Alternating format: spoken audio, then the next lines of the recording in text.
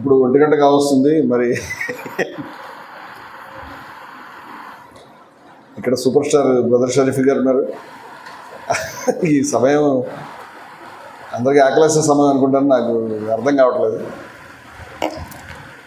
సరే, నేను వీలైనంత క్లుప్తంగానే చెప్పడానికి ప్రయత్నం చేస్తాను.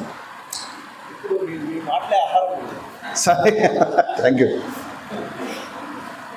ఈ సమావేశానికి నేను రావడానికి కారకులైనటువంటి సోదరతుల్యులు లక్ష్మణ్ గౌడ్ గారు, అలాగే మహర్షి ఇమాం గారు, మిత్రులు సోదరులు మసూద్ భాయ్, సోదరులు షఫీ గారు, తిరుపతి రెడ్డి గారు, మరి మిత్రులందరికీ పెద్దలందరికీ కూడా నేను ధన్యవాదాలు చెప్తూ, ఇవాళ మన సమావేశం చాలా ఆలస్యంగా ప్రారంభం కావడం అనేది ఇబ్బందికరంగా ఉంది. మీరేమో చాలా గంభీరమైనటువంటి సబ్జెక్ట్ తీసుకొచ్చారు. అయితే మొట్టమొదట నేను ఈ 2-3 మాటలు చెప్తాను. ఏమిటంటే, ఒకవేళ నేను ఇక్కడ మాట్లాడే మాటలు ఎవరికైనా ఇబ్బంది కలిగిస్తే కొంచెం వీలైనంత వరకు టాలరేట్ చేయడానికి ప్రయత్నం చేయండి. మరి మీకు శృతి మించిందని అనిపిస్తే కనుక మీరు ఆపేసి వెళ్ళిపోతాను, ఏం ప్రాబ్లం లేదు.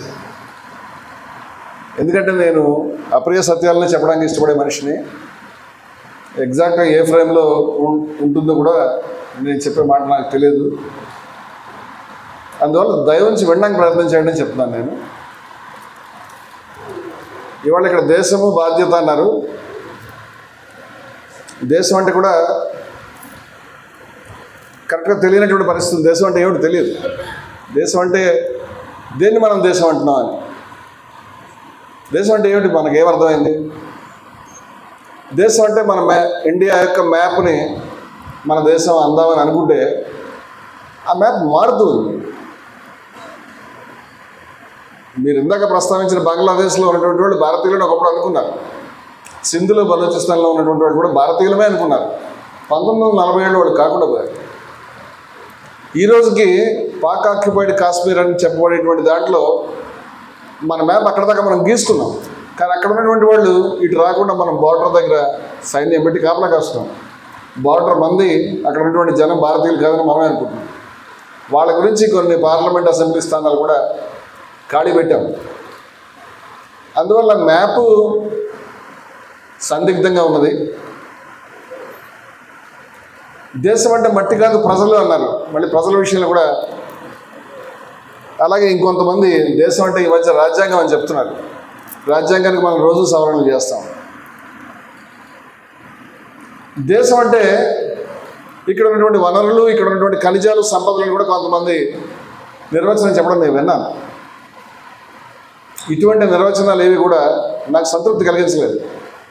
ఈ భూమి మీద ఒక భాగాన్ని గీత గీసుకుని ఇది నాది, దీంట్లో ఉన్న వాళ్ళంతా నా సోదరులు, బయట ఉన్న వాళ్ళంతా నా శత్రువులు అని అనుకుంటే దాంట్లో ఏమి రేషనాలిటీ ఉందో నాకైతే అర్థం కాదు. ఈ ప్రపంచంలో ఏ ప్రాణి ఆ పని చేయలే. కుక్కలు కొట్లాడుకుంటాయి, కాకులు కొట్లాడుకుంటాయి, కానీ భారతదేశంలో కాకులన్నీ కలిసి పాకిస్తాన్లో ఉన్న కాకులతో కొట్లాడదు. భారతదేశంలో ఉన్నటువంటి కుక్కలు బంగ్లాదేశ్లో ఉన్న కుక్కలతో నువ్వు బంగ్లాదేశ్లో ఉన్నావు కదా అని తలపడదు. మనకేమొచ్చింది? దేశము దేశభక్తి అనేది చాలా ఆశ్చర్యమైనటువంటి, నిర్వచనానికి అంత ఈజీగా పట్టుబడనటువంటి విషయాలు. Patriotism is the last resort of scoundrels అని ఇంగ్లీష్లో ఒక మాట ఉంది. అంటే ధూర్తుల యొక్క చిట్టచివరి ఆశ్రయం దేశభక్తి అని. వినడానికి కొంచెం గుండె పగిలేలా ఉంటుంది ఈ మాట. అంటే పేట్రియాటిజంని మనం నిర్వచించుకోవడంలో ఉంటుంది. గాంధీజీ ఏమని చెప్పాడంటే, నా దేశభక్తి అనేటువంటిది ప్రపంచంలో ఏ దేశంలో ఉన్నటువంటి ప్రజల్ని ద్వేషించడానికి ఏమాత్రం పనికొచ్చేది కాదు, సర్వ మానవాళిని ప్రేమించేది నా దేశభక్తి అని చెప్పాడు. మేము జయభారత్ సంస్థ 2000 నుంచి 2005 సంవత్సరం వరకు నేను విజయవిహారం అనే పత్రిక నడిపించాను. 2002 నుంచి జయభారత్ అనేటువంటి ఒక సంస్థ నడుస్తూ ఉన్నది. నేను దాని ప్రధాన కార్యదర్శిగా ఉన్నాను. జయభారత్ ఉద్యమం పేరు మీద ఇవాళ ఒక డజన్కు పైగా సంస్థలు నడుస్తున్నాయి, వివిధ రాష్ట్రాల్లో పనిచేస్తున్నాయి వివిధ ఆశయాలతో. మాకందరికీ కూడా దేశం అనేటువంటి విషయం మీద, దేశభక్తి అనే విషయం మీద కొంచెం భిన్నమైన నిర్వచనం ఉంది. అది మీ ముందు పెడదామని, మీకు పనికొస్తూ తీసుకోండి, లేకపోతే లేదు. మేమేమనుకున్నామంటే శతాబ్దాల తరబడి, సహస్రాబ్దాల తరబడి భారతదేశం ఏ విలువలకి ప్రాతినిధ్యం వహిస్తూ ఉన్నదో వారు ఇందాక చెప్పారు, తిరుపతి రెడ్డి గారు దేన్ని ఆక్రమించలేదని. శాంతి, సహనము, కరుణ, మీరు లిస్ట్ చేస్తూ వెళ్ళండి. ఈ విలువలకి నిబద్ధం కావడమే దేశభక్తి అని మేము అనుకున్నాం. ఈ విలువలే దేశభక్తి, ఈ విలువలే దేశం అనుకున్నాం. మనం చేసే ఏ పని కూడా ఈ విలువలకు భిన్నంగా ఉండకూడదని మేము అనుకున్నాం. ఇది మా నిర్వచనం. ఈ నిర్వచనం చాలా తిక్కగా ఉందని ఎవరో అన్నారు, నాకు అభ్యంతరం లేదు. మేము కన్విక్షన్, మా మనసుకి ఏది నచ్చితే దానికే మేము నిబద్ధనమై ఉంటాం. అలాగే ఇవాళ దేశం చాలా సమస్యల మధ్య ఉన్నది. మన బాధ్యత ఏమిటి అనేటువంటి సమస్య వస్తున్నది. దేశం అంటే ఏంటో స్పష్టమైన తర్వాత దేశం పట్ల మన బాధ్యత కూడా దాని మీద ఆధారపడి ఉంటుందని మీ దృష్టికి తీసుకొస్తున్నాను నేను. దేశాన్ని గురించి చాలా కాలం నుంచి చాలామంది ఆలోచన పనులు బాధపడుతూ ఉన్నారు. పరిస్థితి తీవ్రంగా అయిపోయింది, ఏం చేయాలనేటువంటిది ఆందోళనలో ఉన్నారు. అసలు ఎక్కడ ప్రాబ్లం మొదలైంది తెలియదు. నేను మొన్న తలుచుకున్నాను, గతంలో చిరంజీవి నటించినటువంటి, మెగాస్టార్ చిరంజీవి నటించినటువంటి ఒక డబ్బింగ్ సినిమాలో ఆయన తన పేరు ఏంటని అడిగితే జీకే అని చెప్తాడు. సనాతన కేంద్రం వారు, ధర్మ పరిషత్, ప్రచార పరిషత్ వారిద్దరికి కూడా పనికొచ్చే మాట. జీకే అంటే ఏమిటంటే గీతా ఖురాన్ అని చెప్తాడు. ఆయన పేరు సినిమా చిరంజీవి సినిమాతో చెప్తాడు అన్నమాట. గీతా ఖురాన్ నా పేరు జీకే అని తిరుగుతుంటాడు. ఇవాళ అటువంటి డైలాగ్ ఒక హీరోకి సినిమాలో పెట్టగలుగుతారని నేను అనుమానిస్తున్నాను. గతంలో రామ్, రాబర్ట్, రహీం అని, అమర్, అక్బర్, ఆంథోనీ అని, శంకర్, సలీం, సైమన్ అని ఇలాంటి రకరకాల సినిమాలు తీసేవాళ్ళం. ఇవాళ అటువంటి సినిమాలు భారతదేశంలో తీస్తారంటే ఖచ్చితంగా తీస్తే వాడి ఇంటి మీద రాళ్ళదాడి జరుగుతుందో తెలుసు. బాలకృష్ణ, హరికృష్ణ కలిసి ఎన్టీ రామారావు గారు తన పిల్లల్ని హీరోల గురించి పరిచయం చేద్దామని మొట్టమొదటి ఇద్దరు కలిపి ఒక సినిమా తీశాడు. చాలామందికి తెలుసో తెలియదు, బ్లాక్ అండ్ వైట్ మూవీ. దాని పేరు రామ్, రహీం. దాంట్లో ఒక ఆయన హిందూ, ఒక ఆయన ముస్లిం. ఆ సినిమాలో ఎవడ హిందూ ఎవడ ముస్లిం నేను మర్చిపోయాను, కానీ సినిమా అయితే అది. గతంలో చాలా సినిమాల్లో ఒక హీరో హిందువుగా, ఒక హీరో ముస్లింగా ఉండడం, దానికి సంబంధించినటువంటి సీన్లు ఉండడం. ఏదో పాత హిందీ సినిమాలు నేను చూశాను, కత్తులు పెట్టుకుని విలన్స్ దాడి చేస్తే ఒక ఆయన గీత, ఒక ఆయన ఖురాన్ చదువుకుంటూ నిద్రపోతారు.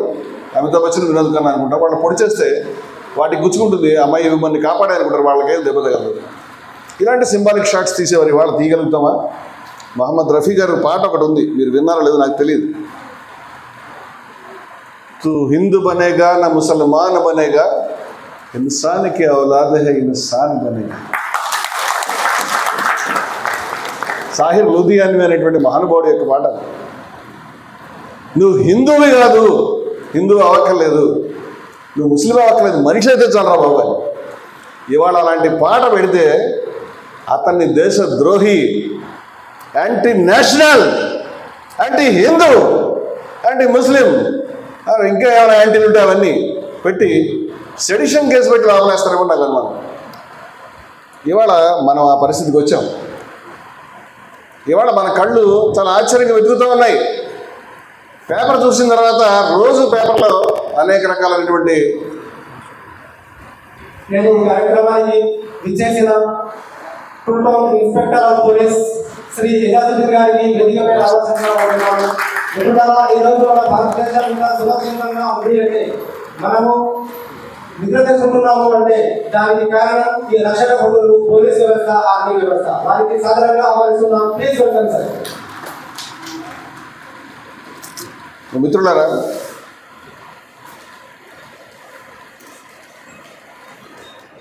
ఈరోజు పేపర్లో చూసిన తర్వాత ప్రతిరోజు కూడా మనకి క్రైమ్ పేజీలో చాలా వార్తలు కనిపిస్తాయి. చాలా అమానుషంగా వాళ్ళని వీళ్ళు కొట్టి చంపేశారు, తండ్రిని కొడుకు కొట్టి చంపేశాడు, తగలబెట్టేశాడు, భర్తని భార్య చంపేశాడు, భార్యని ఇంకోటి ఎవడో చంపేశాడు. ఈ వార్తల్ని మనం మామూలుగా చూస్తాం. దాంట్లో చంపిన వాడు ఎవడన్నా కనుక ఖాన్ లేకపోతే మహమ్మద్ అయి ఉంటే కనుక మొత్తం మారిపోతుంది. చూడండి దుర్మార్గులు ఈ విధంగా చేస్తారు. ఇందాక బంగ్లాదేశ్ గురించి ప్రస్తావించారు. బంగ్లాదేశ్ అనేది చాలా సంక్లిష్టమైనటువంటి చిత్రం. బంగ్లాదేశ్ సంబంధించిన వార్తలు చూస్తుంటే నన్ను అత్యంత కలవరపరిచినటువంటి విషయం ఏంటంటే, బంగబంధు షేక్ ముజిబుర్ రెహమాన్ యొక్క అత్యంత పెద్ద విగ్రహాలు బ్రాంజ్ స్టాట్యూస్ మీద కుర్రాళ్ళు నిలబడి వాటిని సుత్తులతో బద్దలు కొడుతున్నారు. కొన్ని వందల విగ్రహాలని కేవలం వారం రోజుల్లో ఖాళీ చేశారని, ధ్వంసం చేశారని విని నా మనసు అంతా కలచివేసింది. ఎందుకంటే 1971లో 30 లక్షల మంది చచ్చిపోయారు. ఒకళ్ళు కాదు, ఇద్దరు. చాలా చిన్న దేశం అది, చాలా చిన్న దేశము. 1930 లక్షల మంది చచ్చిపోయారు. కోట్ల మంది భారతదేశం వైపు వచ్చేసారు. హిందువులు ఉన్నారు, ముస్లింలు ఉన్నారు. ఓకే, హిందువులు ఎక్కువ టార్గెట్ చేశారు, కానీ ముస్లింలు తక్కువ టార్గెట్ చేయలేదు. ముస్లింలు కూడా పాకిస్తాన్ సైన్యం ఆ రోజు యూనివర్సిటీల్లో ట్యాంకులు పంపించి కనిపించిన వాళ్ళందరినీ ఫిరంగులు పెట్టి కాల్చి చంపేసి అక్కడే గొయ్యి తీసి అక్కడే కప్పెట్టారు. ఘోరమైనటువంటి అకృత్యాలకు పాల్పడ్డారు. అందరికీ తెలుసు, ప్రపంచం అంతా నిర్ఘాంతమైనటువంటి విషయాలు. 71లో ఇందిరాగాంధీ యొక్క సహాయం వల్ల, ఇందిరాగాంధీ సహాయం చేయకపోయినా వచ్చేదని కూడా రాసినటువంటి పెద్దలు ఉన్నారు. వాళ్ళు ఆ రోజు విముక్తి సేన వాళ్ళు ఏర్పాటు చేసుకున్నటువంటి వాళ్ళ విముక్తి సైన్యం వల్ల, బంగ్లాదేశ్ విముక్తి సైన్యం వల్ల వాళ్ళు స్వాతంత్రాన్ని సంపాదించుకున్నారు. దానికి నాయకుడు బంగబంధు షేక్ ముజిబుర్ రెహమాన్. ఆయన ఆ సమయానికి పాకిస్తాన్ జైల్లో ఉన్నాడు. ఆయన ఉమ్మడి పాకిస్తాన్కి ప్రధానిగా ఎన్నికాడు. ఆయనకు ఆ పదవి ఇవ్వకుండా బంగ్లా ప్రజలను అణిచేసినందుకు వాళ్ళు తిరగబడ్డారు. ఇది చరిత్ర. అంత రిస్క్ ఆయన తీసుకున్నాడు. ఆ తర్వాత ఆయన దేశానికి నాయకుడైన తర్వాత 4 ఏళ్ళు తిరగకుండా వాళ్ళ సైన్యం ఆ కుటుంబాన్ని అంతటినీ చంపేశారు. దాంట్లో తప్పించుకున్నటువంటి అమ్మాయి షేక్ హసీనా వాళ్ళ చెల్లెలు. ఆవిడ తర్వాత దేశానికి ప్రధాని అయింది. 71 నుంచి ఈ రోజుకి 50 ఏళ్ళు, 55 దశాబ్దాలు దాటినాయి అంతే. అప్పుడే ప్రజలు ఇంత మర్చిపోయినారా? 30 లక్షల మంది చనిపోయినటువంటి విషాదాన్ని, స్వతంత్రాన్ని మర్చిపోయారా? అప్పుడు నాకు గుర్తొచ్చింది ఏంటంటే, భారతదేశంలో మనం కూడా మర్చిపోయాం కదా. నేను క్షమించండి, సమావేశ స్థలానికి వచ్చినప్పుడు గాంధీజీ బొమ్మ వెనకాల నుండి బ్యానర్ ముందు ఉండడం నాకు చాలా కలిసి వేస్తుంది. రాట్నం పట్టుకున్నటువంటి గాంధీజీ నేను చూస్తే బహుశా ఇక్కడ ఉన్నటువంటి దేనికంటే కూడా మనం ఎక్కువ ఇన్స్పైర్ అవ్వడం నేను అనుకుంటున్నాను. రాట్నాన్ని ఆయన దేశపు జాతీయ పతాకం మీద ఎక్కించాడు.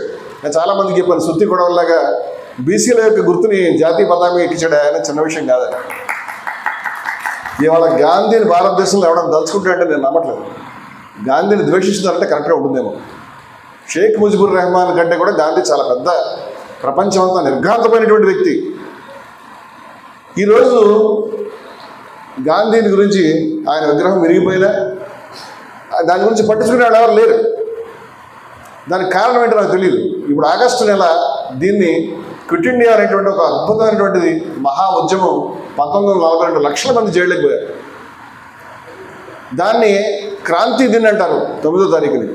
దానికి సంబంధించిన మెసేజ్లు నేను చూసి మనం నిర్ఘాంతపోయినాను. నాకు వచ్చిన మెసేజ్ల్లో భారతదేశం మ్యాప్లో చాలామంది బొమ్మలు ఉన్నాయి, దాంట్లో గాంధీ బొమ్మ ఎక్కడ లేదు. నాకు మెసేజ్ పంపించిన వ్యక్తి అడిగారు, నాకు ఎందుకు పంపించావు ఈ మెసేజ్ అని.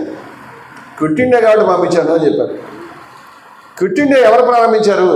క్రాంతి మైదానం చెప్తారు. గాంధీ గారి ఇచ్చిన speech, you have to stand against the whole world although you may have to stand alone అని ఆయన గర్జించినప్పుడు ఒక్కడికి నిలబడరు. యావత్ ప్రపంచాన్ని ధిక్కరించి బయటకు వెళ్ళినప్పుడు ఫైరింగ్ ఎదురైతే నువ్వు సత్యాగ్రహం జేబులో రాసుకుని ఉండు చీటి. ఫైరింగ్లో రోడ్ల మీద బజార్లకు వెళ్ళినప్పుడు కూడా చచ్చిపోతాడు. కానీ చీటి తీసినప్పుడు వాడు అనవసరంగా దారిలో కాల్పులు చిక్కుని చచ్చిపోయాడు, ఇతర కాల్పులకు ఎదురు చచ్చిపోయినటువంటి సత్యాగ్రహాన్ని వాడు గుర్తుపట్టాలి అని చెప్పాడు. కోట్ల మంది ప్రజలు సింహాలు లేచారు. దాన్ని క్రాంతి మైదాన్ అంటారు, దాన్ని క్రాంతి దివస్ అంటారు. ఇవాళ మీరు చెక్ చేసుకోండి, నాకు ఎక్కడ కనిపించలేదు ఆయన బొమ్మ ఎక్కలేదు. ఆశ్చర్యం ఏంటంటే చివరికి క్రాంతి దివస్కు సంబంధించినటువంటి మెసేజ్ల్లో కూడా ఆయన బొమ్మ మనం తొలగించాము. మన చిన్న సోదరులైనటువంటి బంగ్లాదేశ్ వాళ్ళు షేక్ ముజిబుర్ రెహమాన్ విగ్రహాన్ని భద్రకొట్టడం కంటే ఇది చాలా పెద్ద పని. మీరు వినని పేర్లు ఉన్నాయో లేదో తెలియదు. మా ఆఫీస్ పేరు 2008లో ఖాన్ అబ్దుల్ గఫార్ ఖాన్ భవన్ అని పెట్టుకున్నాం మేము. భారతదేశం, పాకిస్తాన్, బంగ్లాదేశ్, ఆఫ్ఘనిస్తాన్ ఇటువంటి అనేక దేశాలు గౌరవించాల్సినటువంటి ఋషితులుడైనటువంటి మహనీయుడే. ఇవాళ ఎవరికి గుర్తులేడు ఆయన? షేర్ అఫ్ఘాన్ అంటారు ఆయన. అఫ్ఘాన్ అంటే ఆఫ్ఘనిస్తాన్ అర్థం కాదు, చాలామంది తెలియదు. 2008లో మొట్టమొదటిసారి ఆయన పేరు మీద ఆఫీస్ పెట్టుకున్నాడు. భారత ఉపఖండంలో మొట్టమొదటిసారి గఫార్ ఖాన్ ఆఫీస్ పెట్టుకున్నాం మనం అని మేము గర్వంతో ఉప్పొంగాం. చనిపోయిన పర్వాలేదు అనుకున్నాను నేను. ఎందుకంటే 47 తర్వాత కనీసం 20-25 సంవత్సరాలు ఆయన పాకిస్తాన్ జైల్లో గడిపాడు. అంతకుముందు బ్రిటిష్ జైల్లో 20 ఏళ్ళు గడిపాడు. ఆయన ఒకసారి భారతదేశాన్ని చూడడానికి వచ్చినప్పుడు 70లో ఆ రోజు ఈ పరిస్థితి చూశాడు. దిగ్భ్రాంతితో ఆయన ఆశ్చర్యపడి, మీరు గాంధీజీని మర్చిపోయారు, ఫర్గాటన్ గాంధీ, మీరు భారతీయులు చాలా మాట్లాడినటువంటి వాళ్ళు, మీరు బుద్ధుడే మర్చిపోయారు, గాంధీ ఉంది అని అన్నాడు. అందుచేత ఉపఖండంలో మనం పోటీ పడతా ఉన్నాం ఒకళ్ళతో ఒకళ్ళు మర్చిపోయేటువంటి విషయంలో. This is the problem. భారత జాతీయోద్యమాన్ని గురించి ఇవాళ ఎక్కడ ఎవడ మాట్లాడేటువంటి ఎవరైతే క్విట్ ఇండియా ఉద్యమాన్ని లేరో, క్విట్ ఇండియా ఉద్యమాన్ని వ్యతిరేకించారో, శ్యామాప్రసాద్ ముఖర్జీ క్విట్ ఇండియాలో ఏ విధంగా స్వతంత్ర వీరులు అణిచేయాలో బ్రిటిష్ వాళ్ళకి సలహాలు చెప్తూ ఉత్తరాలు రాసినటువంటి వ్యక్తి. వారు లేరు, కమ్యూనిస్టులు లేరు, ఆర్ఎస్ఎస్ వారి పాపం ఎప్పుడు స్వతంత్ర పోరాటంలో కూడా లేరు, ఎవరు లేరు. ముస్లిం లీగ్ లేదు. ముస్లిం లీగ్ వ్యతిరేకించింది దేశం యొక్క స్వాతంత్రాన్ని, దేశ విభజనని కోరుకుంది. ఇవాళ వీళ్ళు చెప్తున్నారు దేశం అంటే ఏమిటో. వీళ్ళకి సంబంధించిన ఫోర్సెస్ కనిపిస్తాయి మనకు అన్ని చోట్ల. వీళ్ళు నిర్వచిస్తున్నారు. కొంతమంది ముందుకు వచ్చి మేము జాతీయవాదులు, మమ్మల్ని కాదంటే నువ్వు జాతి వ్యతిరేకం అంటున్నారు. ఎక్కడ పోయినా నువ్వు 100 సంవత్సరాల దేశం పరాయి వాళ్ళ పాలన, నువ్వు ఎక్కడికి వెళ్ళావు? ఇవాళ చాలామంది రాజ్యాంగం మాట్లాడతారు. నేను చాలామంది అడిగిన రాజ్యాంగం ఎక్కడి నుంచి వచ్చిందని, కానీ గాలి నుంచి వచ్చిందని అనుకుంటాను మీరు. రాజ్యాంగ రచనా సభ యొక్క బిడ్డ, రాజ్యాంగ రచనా సభ భారత జాతీయోద్యమం యొక్క బిడ్డ. భారత జాతీయోద్యమం మీకు నచ్చకపోయినా దాని యొక్క ప్రధాన ప్రేరకుడు మహాత్మా గాంధీ. ఆయన పేరు తీయడానికి మీరు ఇష్టపడలేదు ఇవాళ. And you're speaking lot of things. Bangladesh గురించి చెప్తాను. ఈ మన యొక్క హైదరాబాదు, ఈ మధ్య భారతదేశం చాలా ఆశ్చర్యమైనటువంటి ప్రాంతం. ఇక్కడే చాలా మంది అద్భుతమైనటువంటి వ్యక్తులు పుట్టారు, ఆశ్చర్యమైన వ్యక్తులు పుట్టారు. దేశ చరిత్రను అటు ఇటు తిప్పినటువంటి వాళ్ళు పుట్టారు. ఆర్ఎస్ఎస్ స్థాపించిన ఆయన ఇక్కడే పుట్టాడు. వాళ్ళ మూలాలు ఆంధ్రప్రదేశ్లో ఉన్నాయి. అంబేద్కర్ ఇక్కడ పుట్టినాడు. బసవన్న ఇక్కడ పుట్టినాడు. జమాతే ఇస్లామీ అనేటువంటి సంస్థను స్థాపించినటువంటి మౌదూదీ కూడా ఔరంగాబాద్లో పుట్టినాడు. ఆయన పాత నిజాం సంస్థానం తాలూకు మనిషి. ఈ జమాతే ఇస్లామీ అనేటువంటి సంస్థ దేశ విభజనను వ్యతిరేకించింది. అబ్బా, దేశ విభజనను వ్యతిరేకించింది అని అలాంటి వాళ్ళంతా కూడా గొప్ప సంస్థ అనుకుంటే, ఆయన ఏమని చెప్పాడంటే, దేశాన్ని విభజించి మీరు వెళ్ళిపోతే ఈ మిగతా వాళ్ళని ఎవరు కన్వర్ట్ చేస్తారని అడిగాడు. అందుకు వ్యతిరేకించాడు. దేశం విభజించిన తర్వాత ఆయన తన అభిప్రాయాన్ని మార్చుకుని పాక్ అంటే పవిత్ర అని అర్థం.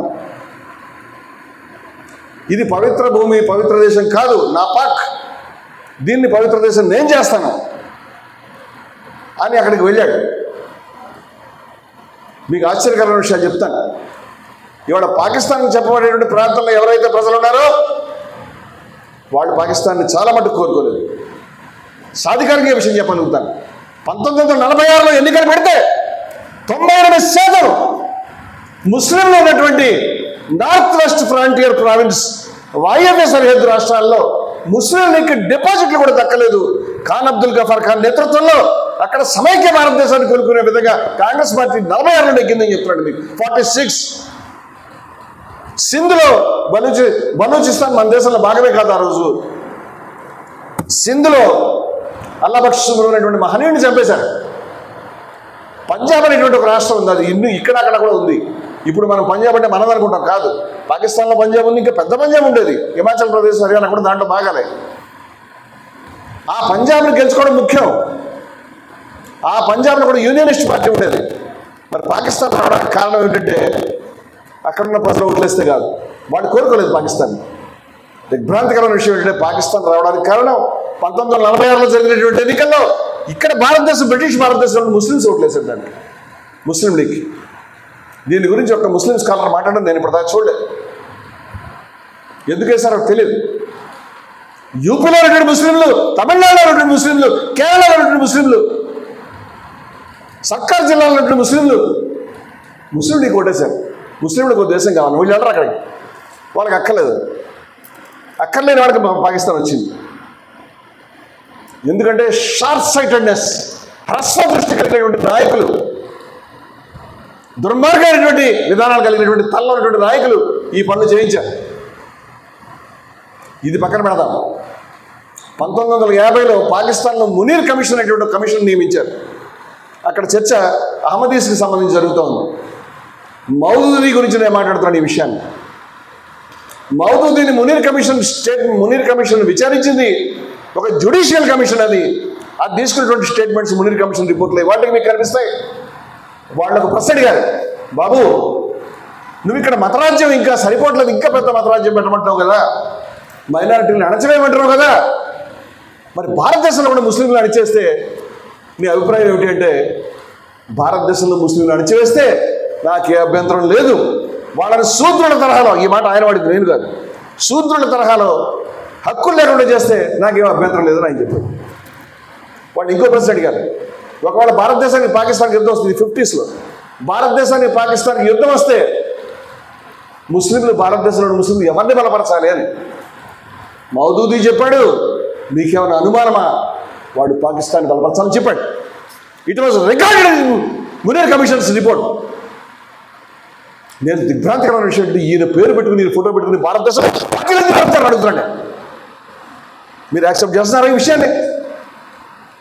ఇది న్యాయమైన విధానం. మేము ఈ మాట చాలాసార్లు చెప్పాం. నేను ఆర్ఎస్ఎస్కి వ్యతిరేకం కాదు, నేను ముస్లిం లీగ్కి, జమాత్ ఇస్లాంకి దేనికి వ్యతిరేకం కాదు, విధానాలకి సిద్ధాంతాలకు వ్యతిరేకం నేను. మీరు రాశారు, వి అండ్ అవర్ నేషనల్ హుడ్లో గోల్వాల్కర్ రాసినాడు ఈ మాటని. ఏమంటే హిందువులదే ఈ దేశం, ముస్లింలు ఉంటే కనుక 3వ తరగతి పౌరుల్లో ఉండాలి, సేవ చేస్తూ ఉండాలని రాశాడు. మీరు డిజైన్ చేసుకోండి ఈ విషయాన్ని, మాకేం తగ్గదు ఆర్ఎస్ఎస్తో. మీరు డిజైన్ చేసుకోకపోతే మీరు వ్యతిరేకంగా మాట్లాడుతున్నారు, మీరు తప్పు మాట్లాడుతున్నారు, మీరు హిందూ మతానికి తప్పు వ్యతిరేకంగా మాట్లాడుతున్నారు, భారతదేశం విలువలకు వ్యతిరేకంగా మాట్లాడుతున్నారు. మీరు లేరు భారతదేశం జాతీయోద్యమంలో, మీకేం హక్కుంది ఇలా మాట్లాడడానికి అడుగుతాం. మేము మా ప్రాణాలు ఇవ్వడానికి, మా తల ఇవ్వడానికి సిద్ధంగా ఉన్నాం. దేశం డిమాండ్ చేస్తుంది ఈ విషయాన్ని. అష్ఫాకుల్లా ఖాన్ రాసిన రోజు కున్సే కెలేంగే హోలీ గర్ వతన్ ముష్కిల్ మే హై, భారతదేశం దేశంగా కష్టంగా ఉంటే నేను నా రక్తంతో హోలీ ఆడతానని చెప్పాడు అష్ఫాకుల్లా ఖాన్. రామ్ ప్రసాద్ బిస్మిల్ వాళ్ళ దేశం, వాళ్ళ రక్తంతో నిర్మించబడిన దేశం ఇది. ముస్లిం లీగ్ దేశం కాదు, జమాత్ ఇస్లామీ దేశం కాదు, ఆర్ఎస్ఎస్ దేశం కాదు, ఎవరి దేశం కాదు ఇది. దీని వెనకాల ఎత్తున్నది, ఇది మర్చిపోయినాడు. 1971లో బెంగాలీ ప్రజలు పాకిస్తాన్ సైన్యం చేతిలో హింసలు పడుతూ 30 లక్షల మంది చచ్చిపోతున్నప్పుడు ఈ జమాత్ ఇస్లామీ అనేటువంటి పార్టీ పాకిస్తాన్ సైన్యానికి మద్దతుగా పాకిస్తాన్ నుంచి సొంతంగా తన పార్టీ తరఫున టీమ్స్ని పంపించింది. ఎందుకో తెలుసా? పాకిస్తాన్ సైన్యం వెనకాల నిలబడి బెంగాలీని హత్యలు చేయడానికి, బెంగాలీని రేపులు చేయడానికి. ఆ దళాల పేరు అల్ బద్రాల్ షమ్స్ అని పెట్టారు అప్పుడు వాటి పేర్లు. ఆ దళాలు పనిచేసాయి అక్కడ. 71లో ఏ క్షణాల బంగ్లాదేశ్ ఏర్పడిందో 1,00,000 మంది పాకిస్తాన్ సైనికులు భారతదేశానికి బందీగా చిక్కారు. నేను చరిత్ర చెప్తున్నాను. 1,00,000 మంది భారతదేశానికి బందీగా చిక్కారు. బుట్టో వచ్చి మాట్లాడాడు, అయ్యా మా 1,00,000 మందిని విడుదల చేయండి అని. ఇందిరాగాంధీ ఆయన సిమ్లాలో మాట్లాడుకున్నారు, ఒప్పందంగా వచ్చుకున్నారు. అంతర్జాతీయ కూడా ఒత్తిడి ఆవిడ వదిలిపెట్టింది. ఆశ్చర్యమైన విషయం చెప్తాను, ఈ జమాత్ ఇస్లామీ టీమ్స్ ఎవరైతే ఉన్నారో వీళ్ళు ఉండిపోయారు బంగ్లాదేశ్లో. వాళ్ళు వెనక్కి పాకిస్తాన్ వెళ్తే తీసుకెళ్ళండి అంటే పాకిస్తాన్ మాకు అక్కర్లేదని చెప్పింది. ఎవరిని ఉపయోగించుకుందో పాకిస్తాన్ వాళ్ళు తీసవతల పారేసింది. మీరు దుర్మార్గులు, మీరు మాకు అక్కర్లేదు బంగ్లాదేశ్ కూడా చెప్పింది. నాకు తెలిసి మొన్నటి వరకు లేదా బహుశా ఇవాళ వరకు కూడా వాళ్ళు ఐక్యరాజ్య సమితి యొక్క శరణార్థి శిబిరాలు ఢాకా నగర్లో ఉంటున్నారు. చాలామంది తెలియదు వాళ్ళు ఏ దేశ పౌరులు కాదు. మతతత్వం మన ఎక్కడ తీసుకెళ్తుందో మీరు గమనించండి. ఇవాళ బంగ్లాదేశ్లో జరుగుతున్నటువంటి పరిణామాలు, షేక్ హసీనా చాలా గొప్ప డెవలప్మెంట్ చేసింది, ఇక భారతదేశం కూడా గొప్ప తలసరి ఆదాయం తీసుకొచ్చింది, చాలా గొప్ప పనులు చేసింది. అది ప్రజలకు సరిపోదు. ఆవిడ ఎన్నికలు పెట్టింది. ఇక్కడ పక్కన ఉన్న ఆంధ్రప్రదేశ్లో మొన్న కొన్ని నెలల క్రితం ఎన్నికలు జరిగినప్పుడు 2 పార్టీలు కొట్టుకున్నాయి. ఓ పార్టీ ఏ పార్టీ అయినా వాళ్ళే నెగ్గుతామని అనుకున్నారు. ఓ పార్టీ నెగ్గింది, మరో పార్టీ ఓడిపోయింది. ఆ తర్వాత అక్కడ విధ్వంసాలను కొట్టుకోవడం జరుగుతుందని మనం చూస్తున్నాం. కానీ అక్కడ బంగ్లాదేశ్లో 2 పార్టీలు పోటీ చేయలే. రెండో పార్టీని బ్యాన్ చేశారు. బిఎన్పి అనేటువంటి పార్టీని బ్యాన్ చేశారు, జైల్లో పెట్టారు, ఎన్నికలు పెట్టారు. ఆ ఎన్నికల్లో హసీనా నెగ్గింది. ఎన్నికల్లో అవతల ఎవరు పోటీ చేసిన వాళ్ళు లేరు, ఒకటే పార్టీ పోటీ చేసింది. ప్రపంచం అంతా కూడా ఇది ఎన్నికలు కాదు అని చెప్పారు. మీరు కనుక దారి ఇచ్చి ఉంటే అసమ్మతికి వాళ్ళు నెగ్గేవారో ఓడిపోయేవారు. ప్రజలకి బ్యాలెట్ బాక్స్లో నువ్వు దారి ఇవ్వలే. అంచేత ప్రెషర్ కుక్కర్కి చిన్న హోల్ పెడతారు, అది పెడితే కొంచెం చిష్మని వస్తుంది. అప్పుడు నువ్వు ఉడికిపోయిందని అర్థం చేసుకుంటావు. ఆ హోల్ పెట్టకపోతే మొత్తం పేలిపోతుంది. ఇప్పుడు అదే జరిగింది. నువ్వు చిన్న దారి ఉంచలే, అందువల్ల ప్రజాగ్రహం బద్దలైంది. వాళ్ళు రోడ్ల మీదకి వచ్చారు. దాంట్లో జమాతే ఇస్లామీ శక్తులు ఉన్నాయి. అందువల్ల మనం ఈ వార్తలు చూస్తున్నాం. సంబంధం లేకుండా హిందూ ప్రజల మీద దాడులు జరుగుతున్నాయి. ఇక్కడ మన వాళ్ళకి పని దొరికింది. ఇప్పుడు ప్రతి ఒక్క సెల్ ఫోన్కి కూడా ఈ మెసేజ్లు రావడం మొదలైంది. హిందువులు చచ్చిపోతున్నారు, హిందువులు రేప్ చేస్తున్నారు, ఆ అమ్మాయి ఏడుస్తూ ఉంది, ఈ ఇల్లు తగలబడతా ఉంది, ఆ గుడి కూలిపోయింది, అందరు రక్తం మరుగుతూ ఉంది. దాని కింద ఇంకో మాట రాస్తున్నారు. ఇదిగో నాకు రాశారు, నువ్వు హిందూ ముస్లిం బాయ్ బాయ్ అంటావు కదా, చూడు ఎవరిని నువ్వు తీసుకొస్తున్నావో వాళ్ళంతా రేపొద్దు నిన్ను కూడా నడుగుతారు. అప్పుడు నీకు బుద్ధి వస్తుంది. ఇలాంటి హేట్ మెయిల్ రోజు నాకు వస్తుంది. కానీ కొంచెం వేచి చూసిన తర్వాత ఈ హేట్ మెయిల్లో చాలా మటుకు అబద్ధాలే. ఆంధ్రప్రదేశ్ ఎన్నికల్లో ఉన్నటువంటి ఫోటోలు కూడా వాడారని చెప్తున్నారు.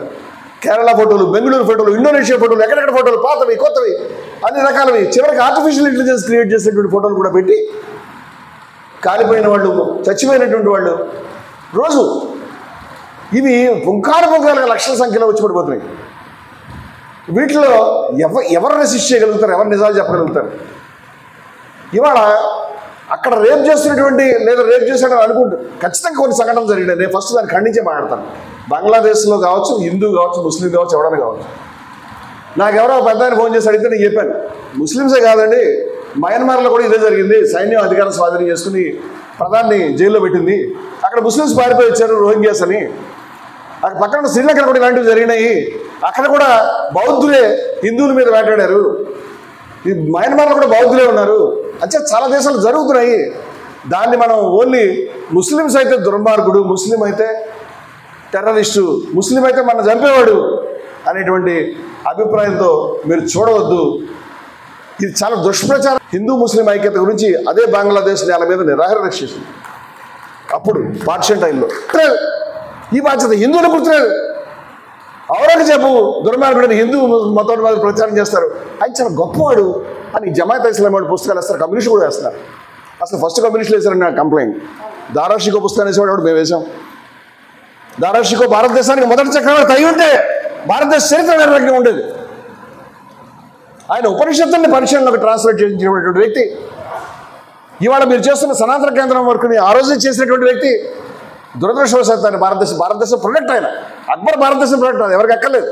హిందూ మతం వాళ్ళకి ఎక్కర్లేదు, ముస్లిం మతం వాళ్ళకి ఎక్కర్లేదు. మనం ఎక్కడున్నాం?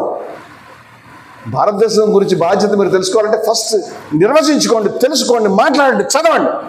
నమ్మడం మానేటి కనిపిస్తున్నటువంటి బయట కనిపించేటువంటి దరిద్ర ప్రచారాలు ఎంత దౌర్భాగ్య స్థితిలో దిగజారామంటే గాంధీజీ హత్యలో భాగం ఉందని బోడెక్కినటువంటి సావర్కర్ బర్త్డే రోజు మన పార్లమెంట్ ఓపెన్ చేసినటువంటి దౌర్భాగ్య పరిస్థితి మనం దిగజారాం. నెహ్రూ గారు, రెండు గారు చీలిపోయినటువంటి ప్రపంచాన్ని two super powers America and Russia వందల దేశాలను ఒక తాటి మీదకి తీసుకొచ్చి అలీరాజ్యాన్ని నిర్మించాడు. పలస్తీనా దగ్గర నుంచి, ఆఫ్రికా దేశాల దగ్గర నుంచి, ఈస్ట్ ఆసియా దగ్గర నుంచి ఎక్కడికి పోయినా భారతదేశాన్ని గుర్తుపట్టారంటే అది ఆయన వర్క్ వల్ల. ఇవాళ నెహ్రూ అంత దుర్మార్గం నాకు తెలిసి భారతదేశంలో ఎవరికి లేదు, అంత చెడ్డ పేరు. ఆయన వివేకానంద చెప్పాడు, సముద్రంలో మట్టి అంత సరిపోతుంది, మీరు మా మీద వేసిన మట్టి అని. ఇవాళ గాంధీ మీద, నెహ్రూ మీద చెప్పినటువంటి అబద్ధాలు ప్రచారమైనటువంటి మట్టి మనం చూస్తే అసలు చరిత్రలో ఇంత దుర్మార్గంగా చేస్తారనిపిస్తుంది నాకు. అందరికీ అబద్ధాలు చెప్పారు, దళితులకు అబద్ధం చెప్పారు, ప్రతి ఒక్కరికి అబద్ధం చెప్పారు. దేశం పట్ల మన బాధ్యత ఏమిటో వెతుక్కోకుండా ఈ కాగితంలోనే ఈ నిర్వాహకులు రాశారు. ఏమనంటే అనైక్యత, అనైతికత, అనైక్యత. అనైక్యత మనకు రెండు రకాలుగా ఉంది. మత విద్వేషం వల్ల ఉంది, కులం వల్ల ఉంది. కుల సమానత వల్ల ఉంది. దేశంలో కేవలం కొంతమంది మాత్రమే దేశంలో వనరుల మీద రాజకీయమైనటువంటి ఆర్థికమైనటువంటి అన్ని విషయాల మీద ఆధిపత్యం చెలాయించడంలో ఉంది. దేశంలో మనకు సంబంధమైన గ్లోరీ గురించి మనం ఏదో తలుచుకుంటున్నాం, భాష్యాలు చెప్పుకుంటాం. నేను మీ నిర్వచనంలో ఫిట్ అవుతానో తెలియదు. నేను దైవాన్ని పరిశీలి చేయలేను, నేను అజ్ఞాయవాది. హిందూ మతంలో కేవలం ఆస్తికులు మాత్రమే లేరు. హిందూ మతంలో ద్వైతులు, అద్వైతులు, విశిష్టాద్వైతులు, ద్వైతాద్వైతులు, నాస్తికులు, అజ్ఞాయవాదులు అందరూ హిందువులే. అనే హిందూ మీ నిర్వచనంలో మేము రావు. ఇది భారతదేశం, అందరికి చోటు ఉంది. ఋగ్వేదంలో అజ్ఞాయవాదం సూక్తాలు ఉన్నాయి, దర్శనాల్లో ఉన్నాయి. నేను చెప్పగలుగుతాను. ఈ సమయం కాదు, స్పేస్ సరిపోదు. ఒక ఫ్రేమ్లో పెట్టే ప్రయత్నం మమ్మల్ని చేయొద్దు. ఇది మార్గం కాదు. I'm very sorry. Too much of religiosity is not the way. Search for the roots of unity. మన మధ్య ఐక్యత ఎక్కడ దారులు వెతకండి. For the roots of liberalism. మీరు చెప్పినటువంటి మాట స్వామి వివేకానందుడు చెప్పాడు. It is not a tolerance, it is acceptance. నేను ఆ మాట it was declaration of Swami Vivekananda. ఉన్హోనే బతాయా హై. నేను ఏ మతాన్ని కాదు, నేను ఆ మతాల్ని సహించడం అంటే సహనం అంటే సహిస్తాను. నచ్చని విషయం సహిస్తాం. నాకు నచ్చని ఏమి లేదు. నేను ముస్లిం, నేను క్రైస్తవుడు అని చెప్పుకున్నాడు ఆయన. మతాలే కుమ్మర సూత్రాలు అదే చెప్తున్నాయి. క్రీస్తు అంటే మీరు ఇలా క్రాస్ చేసుకుంటూ ప్రార్థన చేస్తే క్రీస్తు అంగీకరించడు. క్రీస్తు ఎలా అంగీకరిస్తాడు బైబిల్లో రాశాడు. క్రీస్తు ఏం చెప్పాడంటే నా వెంబడి సిలువను తీసుకొని వచ్చినటువంటి వాడే నా వాడు అని చెప్పాడు ఆయన. అవునా కదా? ఖురాన్లో కూడా రాశాడు. తూర్పుకి పడమరకి ముఖాలు తిప్పితే కాదు, రాయతులు రాశారు. తూర్పుకి పడమరకి ముఖాలు తిప్పితే కాదు, బాటసారుల గురించి, అనాథుల గురించి, స్త్రీల గురించి, పసివాళ్ళ గురించి నీ యొక్క అత్యంత ప్రియమైన ధనాన్ని వెచ్చించమని చెప్పారు. అత్యంత ప్రియమైన ధనం అంటే ఏమిటి? అత్యంత ప్రియమైన ధనం? డబ్బు ఉంది నా దగ్గర 500 రూపాయల నోట్లు ఉన్నాయి. ఈ 500 రూపాయల నోట్ల కట్టలో ఈ నోటు ప్రియమైనది, ఈ నోటు అప్రియమైనది చెప్పగలుగుతావా? అన్ని సమానమే కదా. అంటే వాళ్ళు డబ్బు గురించి మాట్లాడట్లేదు. మీకు అత్యంత ప్రియమైన ధనం మీ ప్రాణమే. మీ ప్రాణాన్ని వెచ్చించాలి. ఎవరి గురించి? బాటసారి గురించి, ఆపదలో ఉన్నవాడి గురించి, సత్యం గురించి మీరు పోరాడాలని చెప్తా ఉంది ఖురాన్. అలా బాటసారి గురించి పోరాడేటప్పుడు ఆ బాటసారి హిందువా, ముస్లిమా, కాపా, కమ్మోడా, దళితుడా అది చూడమని చెప్పలే. ఆపదలో ఉంటే పోరాడమని చెప్పింది. ఇవాళ మనం ఏం చేస్తుంటే మనోడా కాదా చూస్తున్నాం. అవునా కదా?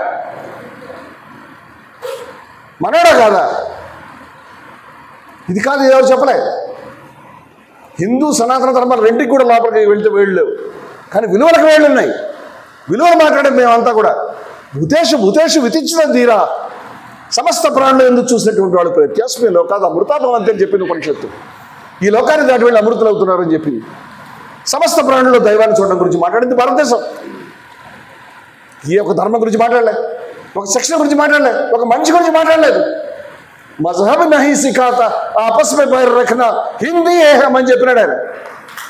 జై హింద్ అనేటువంటి నినాదం ఇచ్చినాడు మన హైదరాబాద్ ఇక్కడి నుంచి పుట్టినటువంటి వాడే మన అబిద్ హసన్ చెప్పినాడు. ముస్లింల రక్తం లేకుండా ఒక్క యుద్ధం గెలవలేదే మనం. ఇవాళ మనం కాదు ఇది హిందువులని చెప్తున్నాం. ముస్లిం అనుమాన పడుతున్నాడు. ఏం చేయాలి తెలియటువంటి అగమ్య గోచరంలో ఉన్నాడు. ఒక్క లేడు వాళ్ళని ప్రాపర్గా వాళ్ళని లీడ్ చేయడానికి. హిందువులు కూడా లేడు, ఎవరు లేరు. నేను ముస్లిం సోదరులకు విజ్ఞప్తి చేస్తున్న ఈ యొక్క విజ్ఞప్తి దశాబ్దాల తరబడి ఐక్యత గురించి తన రక్తాన్ని ప్రాణాన్ని ఇవ్వడానికి సిద్ధపడి వ్యక్తి చేస్తున్న విజ్ఞప్తిని మీరు అర్థం చేసుకోండి. ముస్లింలు పుట్టించవలసింది రిఫార్మేషన్లు పుట్టించాలి. హిందూ మతంలో చాలా మురికి మకిలి ఉన్నాయి, మీకు తెలియదు. ఎంతమంది పుట్టారో మేము చెప్పలేము. నేను 5000 సంవత్సరాల కుల వ్యతిరేక పోరాట చరిత్రను రాశాను 2005లో. 5000 సంవత్సరాల నుంచి పోరాడుతున్నాం మేము. ఎంతమంది సంస్కర్తలు పోరాడారు, ఎంతమంది పోరాడారు మీకు తెలియదు. ఇవాళ కొంచెం ఊరికి వదిలింది. గాంధీ కావచ్చు, అంబేద్కర్ కావచ్చు, ఈశ్వరచంద్ర విద్యాసాగర్ కావచ్చు, కందుకూరి వీరశైవపుత్రుడు కావచ్చు, పూలే కావచ్చు, నారాయణ గురు కావచ్చు, బసవಣ್ణ కావచ్చు. ఈ పేరుకు అంతుపంతు లేదు. నేను మొన్న హిందూ సమ్మేళనం పెట్టినప్పుడు దాని 70 మంది బొమ్మలు పెట్టాను. ఒక్క మనిషిని చూపించండి ఇస్లాంలో. You don't have reformers. ఆయన ఒక్కడే ఉన్నాడు ఆ విద్య గురించి పోయినటువంటి మహానుభావుడు. ఇంకెవరు రాలేదు. మీరు ఆలోచించట్లేదు. మీరు ఎంతసేపు సూత్రాలు చుట్టూ తిరుగుతున్నారు. ఆ రోజు జవహర్లాల్ నెహ్రూ చెప్పినాడు. ఆయన కూడా అత్యంత మిత్రుడు. మీరు ఆ విషయాన్ని అర్థం చేసుకోండి. ముస్లింలు 20 ఏళ్ళు వెనకబడ్డారని నేను చెప్తున్నాను. 20 కాదు, ఇవాళ కలుపుకుంటే 95 ఏళ్ళు వెనకబడ్డాం మనం. ఇంకా చెప్పాలంటే ఇంకా వెనక్కి వెళ్ళడానికి ట్రై చేస్తున్నాం మనం. కొంతమంది ప్రాఫిట్ కాలంకి వెళ్ళిపోవాలని. కాలం వెనక్కి వెళ్ళాం కదా, ముందుకు వెళ్ళాం కదా. సూత్రాన్ని ధర్మాన్ని తీసుకుందాం, వెనక్కి వెళ్ళొద్దు మనం. ఇవాళ మనం రిఫార్మేషన్లు పుట్టించుకోవాలి, ఆలోచన చేయాలి, హేతుబద్ధంగా ఆలోచన చేయాలి. దీని గురించి మాట్లాడడానికి చాలా ప్రయత్నాలు జరుగుతూ ఉన్నాయి. వీటి పట్ల వివేచన చేయండి. ఏది విద్వేషం ఏది కాదు ప్రతి ఒక్క మాటను ప్రతి ఒక్క సూత్రాన్ని పట్టి చూడండి. నిజమైనటువంటి చరిత్ర ఎక్కడుందో వెతకండి. భారతదేశ ప్రజల మధ్య ఐక్యత గురించి ప్రయత్నం చేయండి. కులానికి వ్యతిరేకంగా పోరాటానికి మీ జీవితాన్ని అర్పించండి. మహిళల యొక్క విముక్తి గురించి పోరాటానికి జీవితాన్ని అర్పించండి. ఆదివాసుల గురించి జీవితాన్ని అర్పించండి. హిందూ ముస్లిం ఐక్యత గురించి, సమస్త ప్రజల ఐక్యత గురించి పోరాటానికి మీ జీవితాన్ని అర్పించండి. విద్వేషానికి వ్యతిరేకంగా పోరాటానికి అర్పించండి. స్వామి వివేకానంద గారు చెప్పాడు, ఆయన వేదాంతం అనండి, అద్వైతం అనండి, ఉపనిషత్తు పేర్లు ఇవన్నీ కూడా, అది మతం కాదు. అది the religion of future enlightened humanity. భవిష్యత్తులో వికసిత మానవాడి యొక్క మతం అని చెప్పాడు ఆయన. ఇవాళ మతం కాదు అది. మొత్తం అంతటినీ కూడా సమస్త సృష్టిని కూడా దైవంగా చూసేటువంటి స్థితి ఏదైతే ఉన్నదో, దాంట్లో తను కూడా దైవంగా చూసుకునే స్థితి ఏదైతే ఉన్నదో, the religion of future enlightened humanity. హిందువులు దానికంటే ముందు చేరుకున్నారు, మిగతా మతాలు చేరుకోలేదు. ఎందుకంటే మీరు వరీ కాకండి, హిందువులు ముందర ప్రయాణం ప్రారంభించారు. నా మాటలు కాదు, వివేకానంద మాటలు ఇవన్నీ. కానీ అన్ని మతాలు చివరికి అక్కడికే చేరుకుంటాయి అని చెప్పాడు ఆయన. చెప్పి ఇంకో మాట చెప్పాడు, ఇవాళ సమస్త ప్రాణుల దైవాన్ని చూసేటువంటి మనస్తత్వం హిందువుల్లో ఎక్కడైనా ఉందా అని చెప్పి, హిందువుల్లో మాత్రం లేదు అని చెప్పాడు వివేకానందుడు. ఇంకో మాట చెప్పాడు, ఎంతో కొంత ముస్లింల్లో ఉంది అని చెప్పాడు. అందుచేత భారతదేశానికి వేదాంత మేధస్సు ఇస్లాం శరీరం కావాలని చెప్పాడు ఆయన. వేదాంత బ్రెయిన్ అండ్ ఇస్లాం బాడీ. అందుచేత వివేకానందుడి విగ్రహం ఎవరన్నా పెడితే వాళ్ళు అడగండి, దీని కింద రాయండి ఆయన యొక్క ప్రధానమైన సిద్ధాంతాన్ని, వేదాంత మేధస్సు ఇస్లాం శరీరం అని రాయండి. అది రాయకుండా ఎందుకు పెడుతున్నావు? ఏం మాట్లాడుతున్నావు? రైజ్ వివేక్ అవన్నీ ఉపనిషత్తులో మాటలు, ఉత్తిష్ట జాగ్రత్త ప్రాపయోరాన్ని నిబోధత, ఇవి కాదు. నువ్వు సందేశాన్ని పట్టుకోవడంలో మిస్ అయ్యావు. నువ్వు అమృతాన్ని పారబోసి కింద దాచుకున్నావు. వేదాంత మేధస్సు ఇస్లాం శరీరం గురించి ప్రాణం ఇవ్వడానికి సిద్ధపడాలి. దాన్ని అర్థం చేసుకోవాలి. ఎవరు లేరు అలా మాట్లాడేవాళ్ళు ఇవాళ. ఇది నేను కొన్ని గంటలు ప్రసంగించిన తీరినటువంటి సబ్జెక్టు. సమయాభావం వల్ల నేను ముగిస్తున్నాను, క్షమించండి మిత్రులారా. జయభారత్ సాహిత్యం మీకు అందుబాటులో ఉన్నది, మేము శ్రమిస్తున్నాం. ఎవరైనా కాంటాక్ట్ చేసినా దీనికి సంబంధించిన విషయాల్ని విస్తారంగా మాట్లాడడానికి, వాళ్ళ నుంచి నేర్చుకోవడానికి, మమ్మల్ని మేము మార్చుకోవడానికి, దిద్దుకోవడానికి, వాళ్ళకి నేర్పడానికి సదా సంసిద్ధంగా ఉంటాం. విద్వేషానికి వ్యతిరేకంగా, అసమానతలకు వ్యతిరేకంగా యుద్ధ భూమిలో ప్రాణాలు ఇవ్వడానికి సిద్ధంగా ఉన్నాం. మొత్తంగా జయభారత్. జయభారత్.